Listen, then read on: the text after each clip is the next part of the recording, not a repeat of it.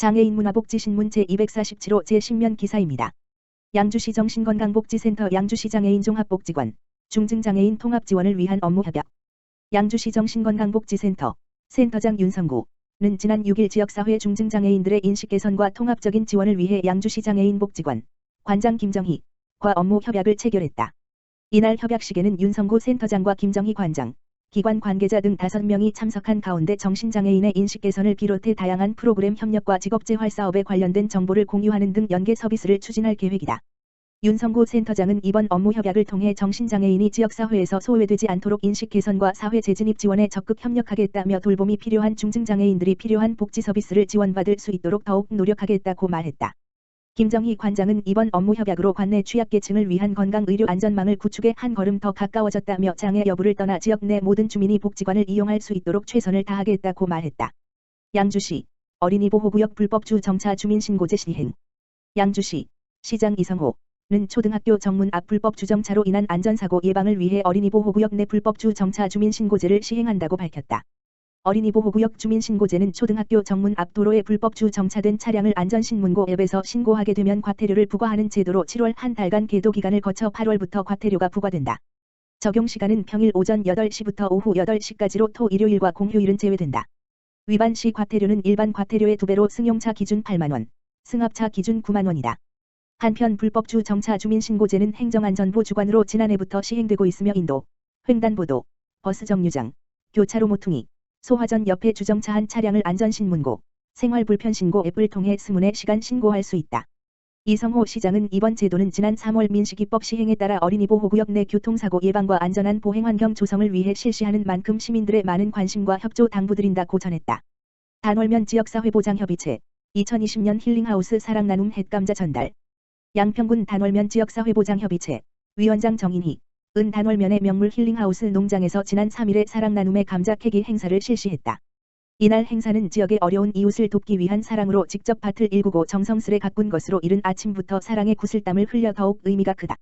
수확한 감자는 1포대 10kg짜리 44번지 포대로 440kg을 수확했다.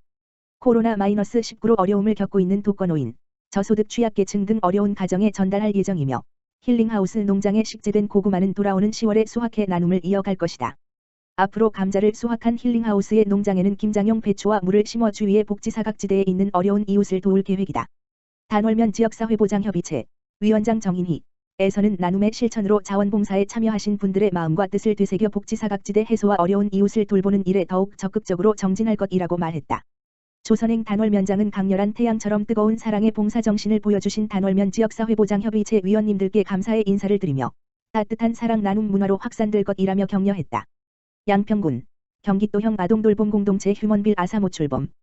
양평군 군수 정동균 은 지난 7일 강상면 휴먼빌 아파트에서 경기도가 주관하는 가족의 약화된 돌봄 기능 보완 및 공동체 활성화를 위한 아동돌봄 공동체인 휴먼빌 아사모 아이를 사랑하는 모임을 출범했다.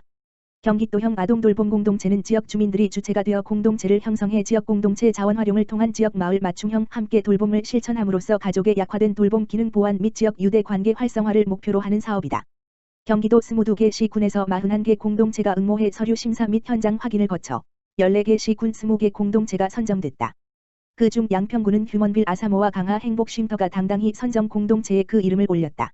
이 중에서 휴먼빌 아사모가 먼저 출범해 사업비 1억 원, 도비 5천만 원, 군비 5천만 원을 지원받아 작은 도서관을 아동 돌봄을 위한 공간으로 리모델링해 놀이방, 방과 후 교실, 영화관 등으로 운영할 계획이다.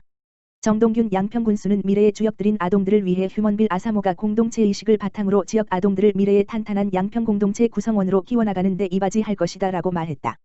여주시 보건소 유치원 어린이집 식중독 사고 철통 방어. 최근 발생한 유치원 및 어린이집 식중독과 관련하여 자녀를 둔 부모들의 걱정이 크다. 특히 여름철은 식중독이 발생하기 쉬워 영양사 등 전문가의 관리가 무엇보다 중요한 때이다. 그러나 법적으로 영양사 고용 의무가 없는 소규모 유치원 및 어린이집은 위생 관리를 하는 데에 있어 한계가 있어 이를 보완하고자 여주시 보건소는 여주시 어린이급식관리지원센터, 이하센터를 여주대학교 산학협력단에 2015년부터 위탁하여 운영하고 있다. 센터는 유치원 및 어린이집 규모에 따라 1년에 2회 물결표 쌓인 6회 조리실 위생 점검을 시행하고 그 결과를 원장과 공유하고 있다. 또한 조리원을 대상으로 위생 교육을 시행하여 위생 수준의 지속적인 향상을 도모하고 있다.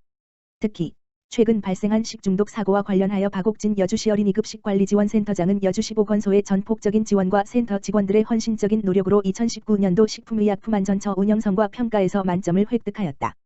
앞으로도 센터 운영에 만전을 기하여 여주시 어린이들을 식중독으로부터 안전하게 지키는 데에 최선을 다하겠다. 라고 전했다. 여주시 북내면 지역사회보장협의체 어르신 가정의 실버카 지원 북내면 지역사회보장협의체 공동위원장 김윤성, 이병옥 는 8일 북내면 행정복지센터에서 저소득 거동 불편 어르신들을 위한 실버카, 보행기, 27대 전달식을 가졌다. 어르신 튼튼 실버카 사업은 평소 허리나 무릎 등의 질환으로 보행에 불편함을 겪고 있으나 경제적 어려움으로 실버카 구입이 어려운 어르신들의 건강 유지를 위한 북내면 지역사회보장협의체의 특수사업이다.